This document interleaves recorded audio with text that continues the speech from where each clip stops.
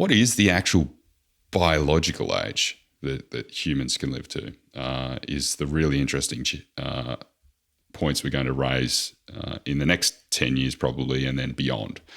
And so life extension is going to get a real big ramp up over the next 10 years. There's a lot of progress being made, and there's a lot of money being funneled into it. That's the interesting thing about medicine up to this point, is that it's never really improved you, has it? It's sort of like it gets you closer to some sort of asymptote of what your genetic ability is. So, you're not taking everyone's seen those movies where you take a pill and you're a genius or something.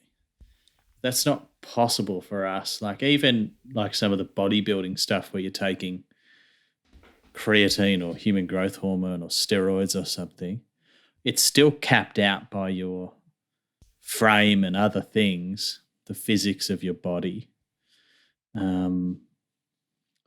So drugs generally help protect against the bad things that happen, but maybe there's another path as we get deeper into the actual core of our being that allows us to change our makeup so much that we're actually, completely different and have different levels of, say, life. I have to say I'm skeptical about this. I think if it is going to happen, it's a long way off. I think a lot of the people who want to live to 180 or something are playing around the edges of some stuff that might help, but I can't see it.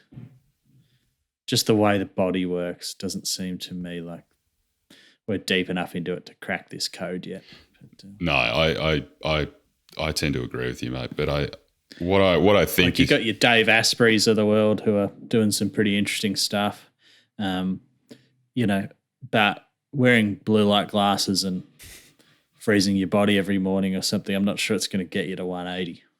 No, I think there's a lot more to play with. There's a lot more that needs to be played with, and I think you can't do it with simple kind of protocols that we have access to already. I think this is more intense stuff. This is more than just changing your diet, changing the way you do exercise, or changing morning routines. This is very much because there's a few key elements, and I know one of them is inflation, not inflation. Coming back to finance and inflation, and inflation, but inflammation in the body, and so reducing that across the entire life, you need to do a lot more than just adjusting those behaviours in order to kind of mitigate that. So I think we're going to see. Is that, a question for you, because you're a lot more educated in this space than me. I am not a health expert. Is the best place,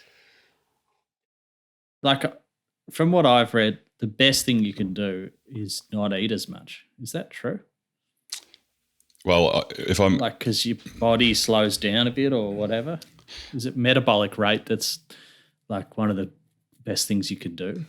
It's heavily tied in with your metabolism, without a doubt. And so one way to really make a strong impact in metabolic health is I'm going to steal here a guy named Dr. Peter Attia and his kind of philosophy around metabolic health. And it's like this 3 axioms, which is what he calls DR, CR, and TR. So time restriction, caloric restriction, or dietary restriction. And so, as you said, mate, there's very much a key word there, restriction. And so you need to be trying to focus on minimum 1, but ideally 2, maybe even 3 of these different things at once to give your metabolic health its best chance. Isn't that fascinating? And it probably ties into the broader issue that most humans and more humans will face if things keep going the way they're going. Whereas it's really not most of our lives are not really an issue of not having, it's having too much. And I feel like more humans on Earth are going to, as sort of capitalism and technology spreads out, you see what's happened in China and India and places like that, that this is going to be a problem that more of the world has to deal with.